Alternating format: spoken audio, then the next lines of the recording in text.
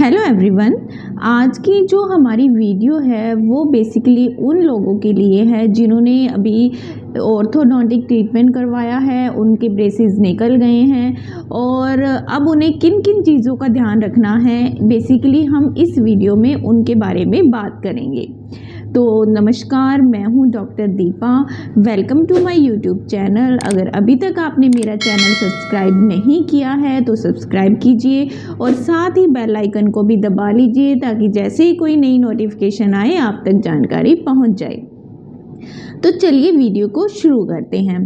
देखिए क्या होता है कि जब हम ऑर्थो ट्रीटमेंट कंप्लीट करवा लेते हैं, हमारे ब्रेसेस उतर जाते हैं, तो हमें कुछ चीज़ों का ध्यान रखना होता है कुछ समय के लिए, ताकि हमारा ट्रीटमेंट जो हमने करवाया है वो प्रॉपर 100% रिजल्ट दे सके। तो उनके बारे में ही हम बात करेंगे आज। तो चलिए, सबसे पहले है कि आपको कोई भी हार्ड ऑब्जेक्ट नहीं खाना है, कोई भी हार्ड फूड अपने दांतों से नहीं लेना है।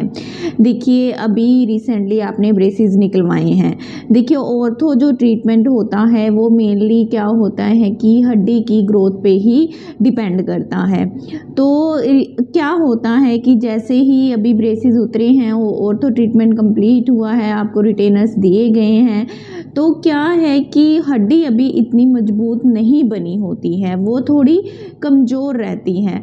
फॉर एग्ज़ाम्पल आप मानिए कि जैसे अगर कभी आपके हाथ में कोई फ्रैक्चर हुआ है और आपने प्लास्टर आपका 1-2 महीने बाद उतरा है, उसके बाद आपको एडवाइस किया जाता है कि आपने कोई हार्ड ऑब्जेक्ट हाथ से नहीं उठाना है, धीरे धीरे मूवमेंट देनी है ताकि जो हड्डी अभी बनी है वो उसमें कोई दिक्कत ना आए और वो धीरे धीरे हार्ड हो जाए। तो ऐसा ही सेम दांतों के साथ है। आपने कोई भी हार्ड चीज़ अपने दांतों से नहीं तोड़नी है, कोई भी हार्ड ऑब्जेक्ट नहीं खाना है जब तक कि आपको एडवाइस ना किया जाए। दूसरा पॉइंट ये रहेगा कि रिटेनर्स। देखिए क्या होता है कि ऑर्थो ट्रीटमेंट के बाद आपको रिटेनर्स दिए जाते हैं कुछ समय तक लगाने के लिए। देखिए रिटेनर्स का मेन काम क्या होता है, रिटेन करके रखना। आपने ऑर्थो ट्रीटमेंट करवाया है, उसके बाद हड्डी जो बनी है उसे, जो हमने आपका डिस्माइल अच्छी की है वो वहीं पे रिटेन रहे, वो वापस रिलैप्स ना हो, तो आपको एडवाइस किया जाता है रिटेनर लगवाना। तो रिटेनर आपने टाइम टू टाइम सही से लगाना है और उसमें कोई भी लापरवाही नहीं बरतनी है। तीसरा हमारा पॉइंट रहता है गम्स के ऊपर। गम्स देखिए क्या है कि जब ऑर्थो ट्रीटमेंट किया जाता है, ब्रेसेस लगे होते हैं, तो हमारे जो मसूड़े होते हैं उनके टेक्सचर में, उनकी शेप में बहुत बदलाव आ जाता है। तो उसका भी आपने ध्यान रखना है कि आपने प्रॉपर अपने मसूड़ों की सफाई रखनी है ताकि आगे जाके कोई जिंजिवाइटिस या ऐसी कोई मसूड़ों की बीमारी ना हो। प्रॉपर आपने ओरल हाइजीन को मेंटेन रखना। नेक्स्ट हमारा पॉइंट रहेगा स्केलिंग।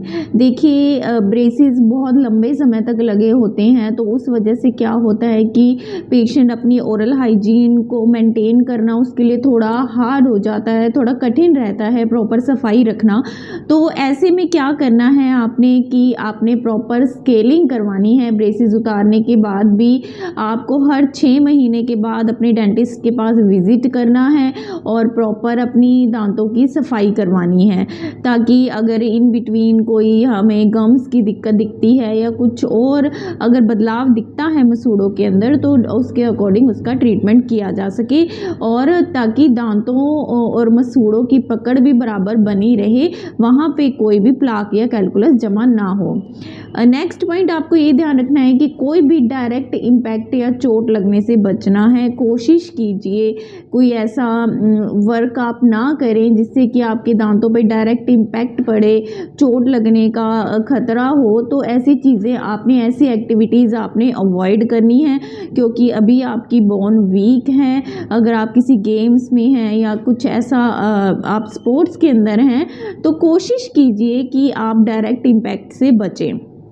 और लास्ट में ये भी रहेगा कि आपने अगर आपको आपके दांतों में कोई चेंज दिखता है, कोई मसूड़ों में चेंज दिखता है या कुछ आपको ऐसा बदलाव मुंह के अंदर दिखाई दे रहा है, तो आपको बिल्कुल भी डिले नहीं करना चाहिए।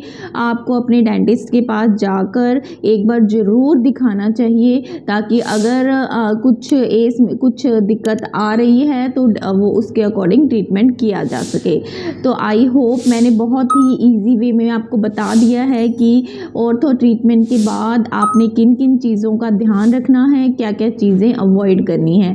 देखिए, इतने लंबे समय तक आपने ब्रेसेस लगवाए हैं, थोड़ा कष्ट होता है, थोड़ा मतलब कुछ चीज़ों हम बहुत सारी चीज़ें ऐसी हैं जिनको कॉम्प्रोमाइज़ करके चलना पड़ता है, लाइक खाने की ले लो या कुछ एस्थेटिक की ले लो, पर अब आपकी स्माइल बहुत अच्छी हो चुकी है, तो वो वैसे ही मेंटेन रहे, इसके लिए आपको ये चीज़ें फॉलो अच्छे से करनी हैं, ताकि आपका जो ट्रीटमेंट है वो प्रॉपर सक्सेसफुल हो सके, 100% रिजल्ट दे सके। अगर आपको मेरी ये वीडियो अच्छी लगी है, इंफॉर्मेटिव लगी है, तो ये जानकारी और भी लोगों से शेयर कीजिए।